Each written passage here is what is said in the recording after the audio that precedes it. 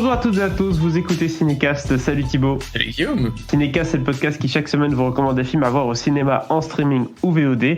Aujourd'hui, on va vous parler de Minari, un film réalisé par Lee Isaac-Chung avec Steven Yeun et Ye Ran. Alors, le film est sort ce mercredi 30 juin au cinéma. Je dis il sort en Belgique, en tout cas je crois qu'il est déjà sorti un petit peu en France si je ne m'abuse. C'est un film qui était censé sortir à l'époque mais qui a été reporté. Il a été présent aux Oscars, vous en avez entendu parler. Bref, c'est un peu le cafouillis en termes de sortie, mais chez nous, il sera sur nos écrans à partir du mercredi 30 juin.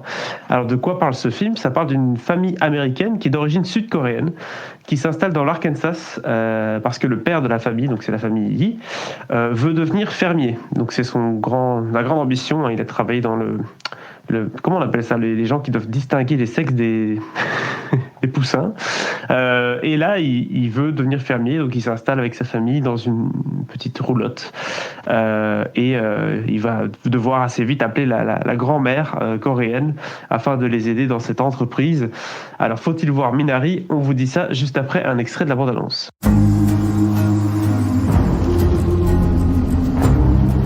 David, regarde, des roues. Des roues ? C'est quoi cet endroit ? Notre nouvelle maison ? On a dit qu'on voulait un nouveau départ. C'est ce qu'on fait. J'avais planté un beau grand jardin. Quelle belle journée pour nous retrouver dans la maison du Seigneur. Si c'est votre première fois avec nous, veuillez vous lever. Quelle magnifique famille. Je suis heureux que vous soyez là. Ton père aime sa nouvelle ferme ? Ça pousse bien, il fait ça comme il faut ? Oui. Alors Thibaut, on a tous les deux vu le film, c'est assez rare pour le dire, donc il faut le dire.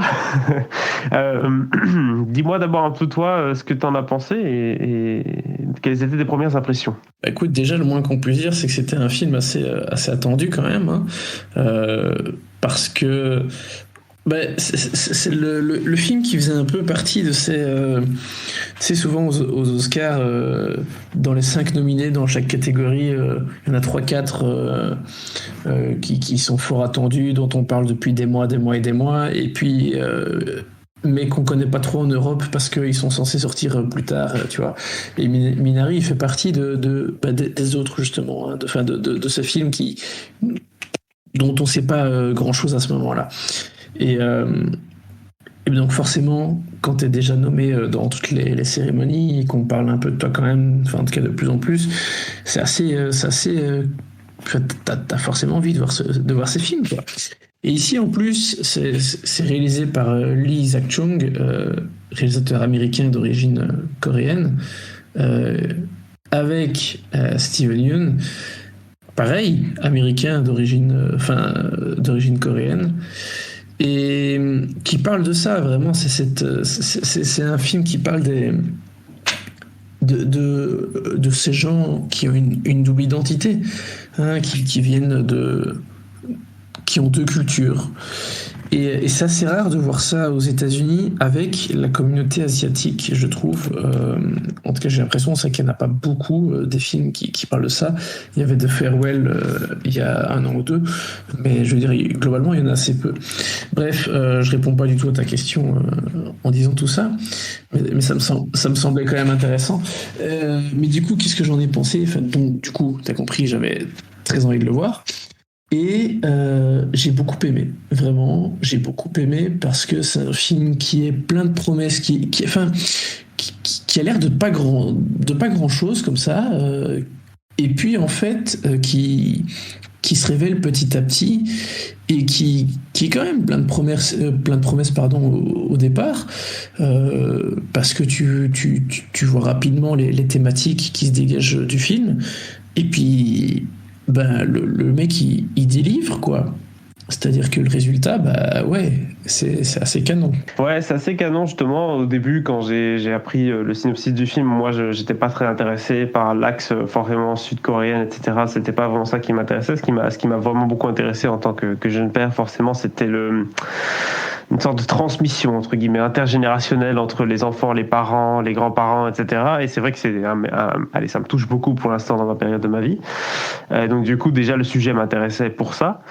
Et après, forcément, l'angle sud-coréen et l'intégration culturelle et tout, j'avais très peur que ça tombe de nouveau, tu sais, dans certains clichés, où, tu sais, on va vite sortir la carte du racisme, ils se font huer au magasin, ou des trucs comme ça. Et en fait, non, pas du tout. J'étais assez surpris qu'en fait, ils se font plutôt bien accepter au sein du village, malgré le fait qu'ils sont comme différents, ça c'est clair.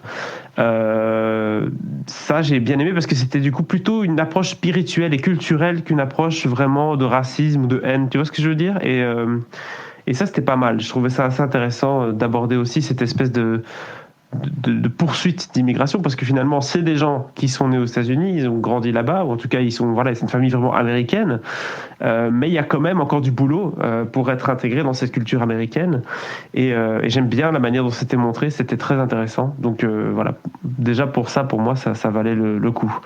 Après il y a toute la maîtrise forcément de Lee Isaac-Chung, parce que faire un film comme ça sur un truc un peu plus, c'est vraiment des films de sentiments, des films d'émotion.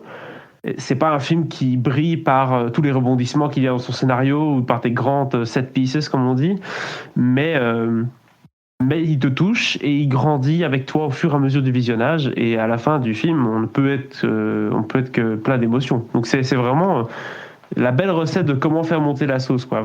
C'est vraiment ça.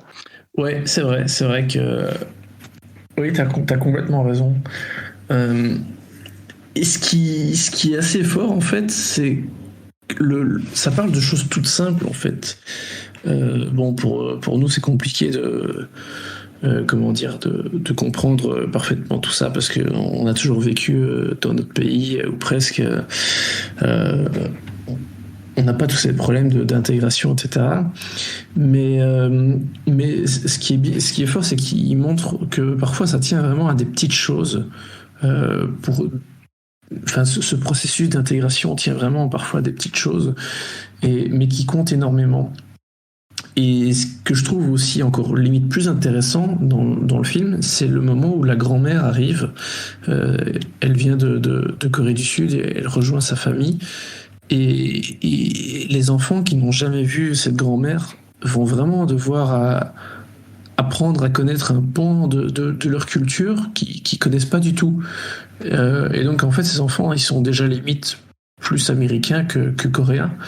Et c'est ça, moi vraiment la partie qui m'a le plus plu. Enfin, j'ai bien la première, mais il y a vraiment t'as l'impression que c'est l'autre côté du miroir, tu vois.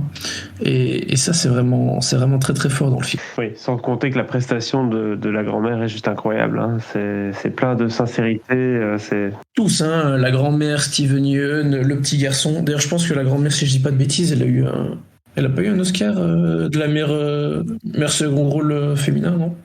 Exact. C'est vraiment ça, c'est les films, tu sais, certains films, c'est rare que ça arrive aux États-Unis, donc il faut vraiment le pointer du doigt.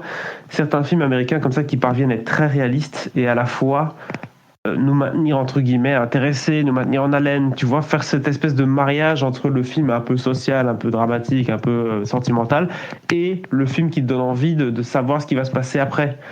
Et ça, c'est un mélange que parfois en Europe on n'arrive pas à réussir. Et aux États-Unis, parfois non plus, ils réussissent pas. Mais là, c'est ce genre de film-là, tu te dis, ok, ça fonctionne, c'est bon, c'est du cinéma social et sociétal comme on aimerait en voir plus en Europe, oui.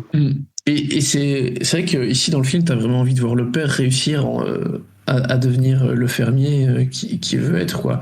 T'as envie de le voir réussir à faire son implantation, à faire tous les trucs qu'il veut faire, à développer son activité, et faire le lien aussi avec la communauté coréenne. Donc ça qui est il y a un petit côté schizophrénique aussi qui est pas évident à gérer pour les personnes qui ont ces doubles identités, ces doubles cultures. Et ouais, ça c'est hyper réussi, quoi. Donc que dire de plus par rapport à tout ça, vous avez compris, hein, on adore l'histoire, on adore les thèmes, on adore la manière dont c'est amené, on adore tout. Je fais une petite mention spéciale pour la musique que j'écoute quand même pas mal depuis. Une musique très émouvante, très assez spéciale. Je sais pas comment décrire la musique de Minari, mais parce qu'elle ne ressemble pas vraiment à d'autres musiques de films, mais avec beaucoup de chœurs, enfin de chorales. Il y a des chorales, des chants de chorale forcément parce qu'il y a l'église dans le film. Il y a des petites guitares, enfin c'est assez bien fait. C'est vraiment une belle bande son. que je vous conseille. Que dire de plus ? Je pense qu'on est déjà assez élogieux, si ce n'est peut-être lui donner une note sur 5. Thibaut, qu'est-ce qu'on donne à Minari ? Un excellent 4. On peut pas aller à moins que ça. Je pense que ça va être compliqué de ne pas le lister dans le top 5 ou le top 10 de cette année. En tout cas, chez moi, il a déjà une place au show. Reste à voir si d'autres films vont le détrôner. Voilà du coup qui conclut cet épisode consacré à Minari. N'hésitez pas à partager votre avis sur ce film dans les commentaires. Et si ce n'est pas déjà fait, à vous abonner au podcast sur la plateforme de votre choix. À très bientôt pour de nouvelles recommandations.